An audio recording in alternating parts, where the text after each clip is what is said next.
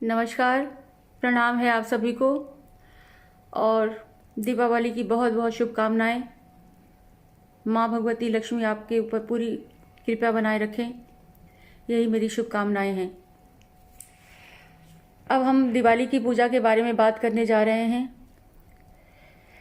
सबसे पहले तो आप ये समझ लें, जितना आपसे हो सकता है, जितना आपके अंदर हिम्मत है, करने की क्षमता है, उतना ही आप अच्छे से करें। ज़रूरी नहीं है कि ये भी ज़रूरी है, वो भी ज़रूरी है, ऐसा भी करना है, वैसा भी करना है। कोई भी भ्रम में या कोई भी कंफ्यूज होने की कोई ज़रूरत नहीं है। किसी भी भगवान की पूजा अगर हम करते हैं तो सबसे ज़रूरी ये है कि हमारी भावना कैसी है, हमारी सोच कैसी है, हमारी उनके प्रति श्रद्धा कैसी है, समर्पण की भावना कितनी है। हम जो आपको उपाय बताने जा रहे हैं वो आप सभी लोग बहुत अच्छे से, सलीके से, तरीके से कर सकते हैं, जिसमें कोई भी कॉम्प्लिकेशन नहीं है, कोई प्रॉब्लम नहीं है। जितना मिल सकता है, जितना कर सकते हैं, जितनी आपको बैठने की क्षमता है, उतना ही आप इस पूजा को अच्छे से करें। सबसे पहले कार्तिक जो है, कार्तिक कृष्ण पक्ष अमावस्या 4 नवंबर को आ रहा है। उस दिन शाम के टाइम आपको पूर्व दिशा या उत्तर दिशा में बैठ जाना है। अगर जेंट्स हैं तो वो वाइट कलर का अपना कुर्ता पजामा पहने, और अगर लेडीज़ हैं तो वो रेड कलर की साड़ी या उस हिसाब से अपना ड्रेस पहने। बैठने की जो शुद्धि है वो सूती कपड़े पे बैठें, कोई आसन पे बैठें। तो हम सबसे पहले आपको बता देते हैं कि आपके पास में अगर हो सके तो कच्चा दूध अगर 500 ग्राम मिल जाए, दही 250 ग्राम, शुगर 50 ग्राम, हनी 50 ग्राम, घी 50 ग्राम और थोड़ा सा इत्र, 11 इलायची और 3 जो है सुपारी, खड़ी सुपारी जो आती है, और इतना जो है मिला करके आप अपने पास में, और हो सके तो अगर 9 रत्न हैं तो बहुत अच्छी बात है। साधना के टाइम, पूजा के टाइम पे, शाम के टाइम पे सबसे पहले आप गणेश जी की के साथ में पहले प्रतिमा स्थापित करें और फिर इष्ट देवता जो आप कुल देवता कहते हैं, आप पहले आप उनकी पूजा कर लें। फिर साथ ही साथ में लक्ष्मी एंड नारायण का ध्यान करते हुए उनसे अपना आशीर्वाद मांगें और अपने जो भी आप चाहते हैं उसके बारे में कहें कि प्रभु हमको हमारे जो भी प्रॉब्लम्स हैं, जो परेशानी आ रही हैं, उसको आप दूर करें। पूजन के टाइम पे, पूजा करते समय हो सके तो सभी तरह की जो अनाज होते हैं, साथ धान कहा जाता है, उसे भी घर में ही बना सकते हैं। वो एक कटोरी में साथ रखें, उसको 7 प्रकार का अनाज कहा जाता है, और उसे एक कटोरी के साथ में अपने पूजा स्थान पे रख लें। पूजा के टाइम पे सबसे पहले आपको अपने एक थाली में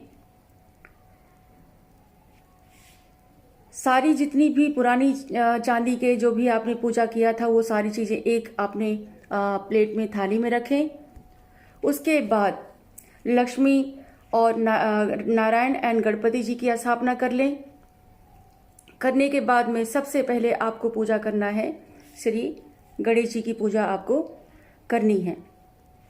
गणेश जी की पूजा के समय में आपको ये ध्यान में रखना है कि जितना भी सामान आपका 2 दिन से आपका पूजा का किया हुआ सामान था, सबसे पहले वो सब दिया वगैरह है वो सब नहीं, पुराना यूज़ नहीं होगा, नया दिया यूज़ होगा। जो आपने कुबेर की स्थापना की थी वो सब पूजा आप पहले जैसे दिया जलाते हैं, सेम टू सेम आप उसको वहीं का वहीं आप कर लें।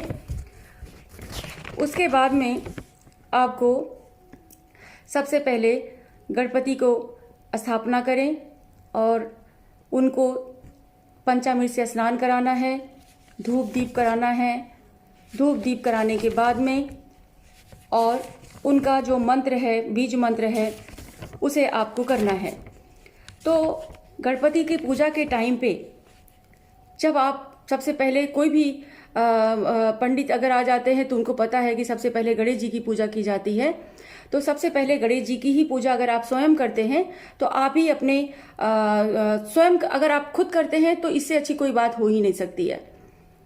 तो उन्हें गंगा जल से स्नान कराना है, पंचामृत से स्नान कराना है, और उसके बाद टीका, चंदन, माला, फूल और पान वगैरह सब उनको चढ़ा करके उनको स्थापित कर दें। उसके बाद आपको लक्ष्मी जी की पूजा करनी है। लक्ष्मी जी को फिर अब वापस आप थाली में, एक नए थाली में लक्ष्मी जी को स्थापना करें। थाली में एक स्वास्तिक बना लें और फूलों से थोड़ा सा उनका एक आसन जैसा बना दें। गुलाब की पंखुड़ी हो तो बहुत अच्छा है। कोई भी थाली होगा, स्टील की होगी, तांबा की होगा, कांसे का होगा, कोई भी परात आप ले लें और उसमें श्री लिख करके ह्रीं, ह्रीम और श्रीम ये लिखना है। और उसके बाद उससे जल से अभिषेक करना है, और जल से अभिषेक करने के बाद में कम से कम जल उसके अंदर थोड़ा गंगा जल मिला लें। गंगा जल से अभिषेक करने के बाद में अब उनका मेन आता है अभिषेक करना। तो अभिषेक में आप कर सकते हैं गन्ने के जूस से, और प्रोमोग्रेनेट जिसको हम लोग अनार कहते हैं, अनार के जूस से आप कर सकते हैं। कोकोनट के जो हमारा जो वाटर आता है उससे अभिषेक कर सकते हैं। तो बारी बारी से करना है। पहले हम पंचामृत से स्नान कराएंगे, जो हमने आपको पहले बता दिया है। कच्चा दूध, दही, ये सब जितनी सामग्री बताई है, ये सब कुछ जो है आपको, इससे आपको गणेश जी की भी आपको अभिषेक करना है और लक्ष्मी जी का भी आपको अभिषेक करना है।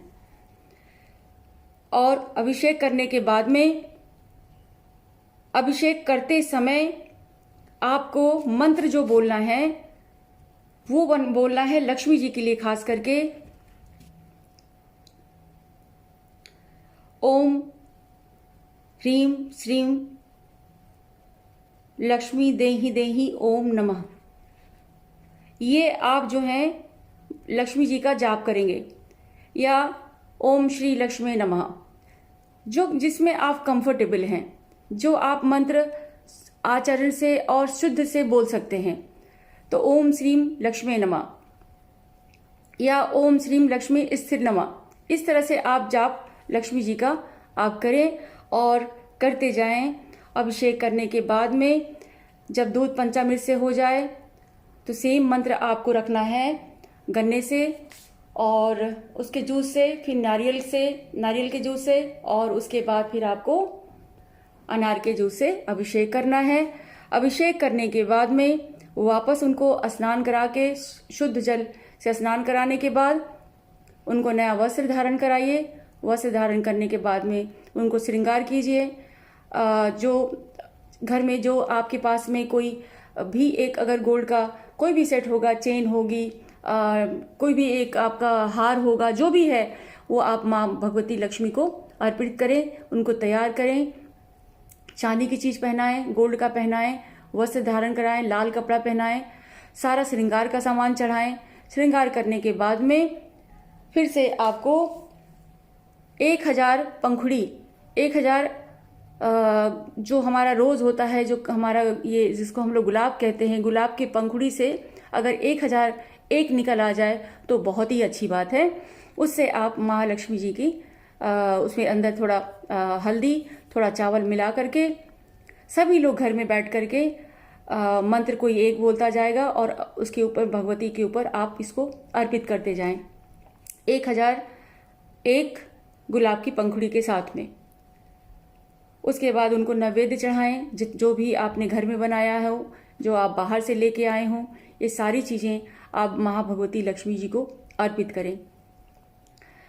और उसके बाद इनको पूजा करने के बाद में जब हो जाए, दिया बाती हो जाए, उन्हीं के सामने आप कोई फुलझड़ी जला सकते हैं, कोई उनको और जैसे बच्चे पटाखा जलाते हैं तो उनके आगमन के लिए कि आप मेरे घर में पधारी हैं, तो इस तरह से एक शुभ काम कर देना चाहिए। करने के बाद में फिर आपको ये ध्यान में रखना है, आरती नहीं करनी है। कभी भी भगवती महालक्ष्मी जी की जब पूजा करते हैं तो पूजा के बाद में आरती नहीं होती है, कि आरती का मतलब होता है उनका विदाई का टाइम। सो आरती तो आप सुबह ही करेंगे, और उसके बाद में जो आपने साथ धान दिया था वो आप उनको अर्पित करना है। मिठाई, फल, फ्रूट जो भी कुछ है सब आप उनको, भगवती को अर्पित कर दीजिए।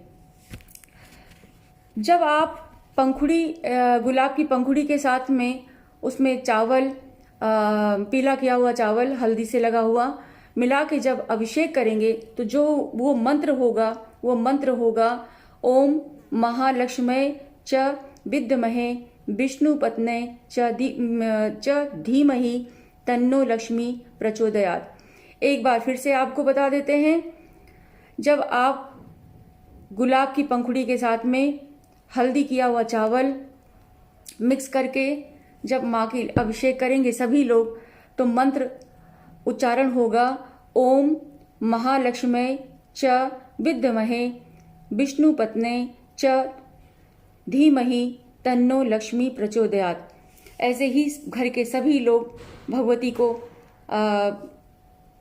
इससे अभिषेक करेंगे पंखुड़ी के साथ में। उसके बाद फिर आप अपनी दुकान की पूजा करें, या जहां आपका लॉकर है आप उसकी पूजा करें।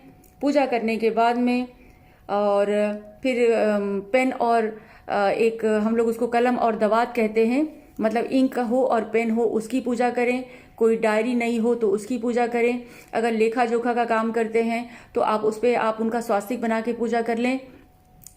फिर सारे घर में दिया जलाने के बाद अपने पहले मेन डोर पे, दरवाजे पे, जैसा आप लोग हमेशा करते आए हैं सेम टू सेम आपको वैसे ही करना है। ध्यान इस बात का रहे आपको कि आपको सबसे पहले जो नॉर्मल पूजा आज तक दिवाली में करते आए हैं आप पूजा वैसा ही करें, दिया जो भी लगाते हैं करें। बस ध्यान ये रखना है कि भगवान गणेश जी की और लक्ष्मी जी की जब आराधना करें तो वो थोड़ा अच्छे से करें, ठीक है, क्योंकि ये साल भर में एक बार ही हमारा ये फेस्टिवल त्यौहार आता है। तो लक्ष्मी और गणपति की पूजा अच्छे से करें, माँ सरस्वती की पूजा करें, और करने के बाद में सभी लोगों को जो प्रसाद आपने उनको अर्पित किया है वही प्रसाद सबको दे दें। और देने के बाद में भगवती के साथ में हो सके तो प्रार्थना कर लें, और जो भी अपने दिल की इच्छा है, जो मन में चाहते हैं, वो सारी चीज़ें माँ लक्ष्मी और गणपति के सामने आप बोलें। कोशिश करें, अगर आपको संस्कृत अगर आता है तो श्री सूक्त का पाठ कर लें, और नहीं अगर आता है तो कोई बात नहीं है। इसी तरह से सारी पूजन करने के बाद में आखिरी के दिन, दिवाली के दूसरे दिन जो है उसको आप भगवान जो भी चीज़ें आपने चढ़ाई हैं उसको ना छेड़ें, सिर्फ आप प्रसाद उठा सकते हैं। और नेक्स्ट डे में आप शाम के टाइम एक दिन छोड़ करके दूसरे दिन आपको सारी चीज़ें उठा करके पानी में विसर्जन कर देना है। तो मेन हमारा है कि आपको खास करके मंत्र पे ज़्यादा ध्यान देना है। इससे नौकरी जॉब में प्रॉब्लम आ रही उसमें उन्नति के लिए हमें करना है, जो आपकी इच्छाएं हैं उसके लिए करना है। इसके लिए विशेष करके जो हमारे घर में प्रॉब्लम्स आती हैं वो नहीं ठीक हो पाता, इसीलिए ये लक्ष्मी जी के मेन विशेष मंत्र और पूजा का विधि सिंपल और साधारण रूप से हम जो कर सकते हैं हमने वो बताया। बाकी करने को तो बहुत कुछ कर सकते हैं, लेकिन इतना तो कर लें जितना आपसे बन सकता है। अगर बच्चे पढ़ने में कमजोर हो रहे हैं तो गंगा जल और चीनी मिला करके अभिषेक करें। अगर जॉब नहीं मिल रही है, नौकरी के लिए करना है, तो हिना के साथ या इत्र के साथ में अभिषेक करें। और अगर भाग्य कहीं ना कहीं रुका हुआ है तो पंचामृत के साथ पंचामृत के साथ में अभिषेक करें। जो भी करें हम आपको एक ही मंत्र बता दे रहे हैं, जो संकल्प करेंगे मंत्र एक ही होगा, जो चाहते हैं उसके लिए होगा। तो ओम गंग श्री वाग्यादिनी मम कार्य सिद्धम करी करी गणपते महालक्ष्मी सरस्वती स्वाहा। ये जो मंत्र है ये सिद्धि प्राप्त के लिए है और इसमें आपको गणपति जी का ध्यान लगा करके उनका ध्यान करेंगे तो ये मंत्र हमारा सिद्ध होता है और इस मंत्र से हमारी मनोकामनाएं पूरी होती हैं। तो किसके किसके लिए हमने आपको बताया है। अगर बच्चे हमारे पढ़ने में कमजोर हो रहे हैं, नहीं ध्यान लग रहा है, तब भी जॉब के लिए, भाग्य को उन्नति के लिए, इन तीनों के लिए जो ये मंत्र है वो यही है।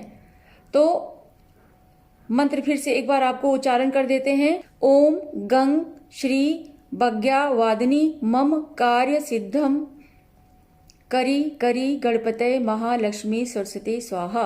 जैसे हमने पूजा किया कि गणेश जी की, सरस्वती की और महालक्ष्मी की जब पूजा करते हैं तो उस समय ये मंत्र इन सिद्धियों के लिए है, मतलब ये सब चीज़ों के लिए ये मंत्र है। करने के बाद में उनको कुमकुम का तिलक लगाएं, पुष्प चढ़ाएं, अक्षत चढ़ाएं, नैवेद्य हो वो चढ़ाएं, धूप दीप जैसे पूजा आप अपने घर में हमेशा करते आए हैं वैसे ही करके अपने इस दिवाली की पूजा को बिल्कुल उपहार के रूप में और ब्लेसिंग्स के रूप में करें। बिल्कुल आपकी हर इच्छाएं पूरी होगी, मनोकामना पूरी होगी और यही आपके लिए शुभकामनाएं। और मैं भी आप लोग सभी के लिए ये मनोकामना जो है आप लोगों के लिए मनोकामना आपकी पूरी हो। साथ ही साथ ये हमारे तरफ से भी ये शुभ आशीर्वाद है, भगवती महालक्ष्मी की कृपा आप सभी परिवार पे ऊपर बनी रहे। यही इसके साथ ही आप सभी को एक बार फिर से प्रणाम है, नमस्कार है और हैप्पी दिवाली बोलना चाहेंगे। नमस्कार।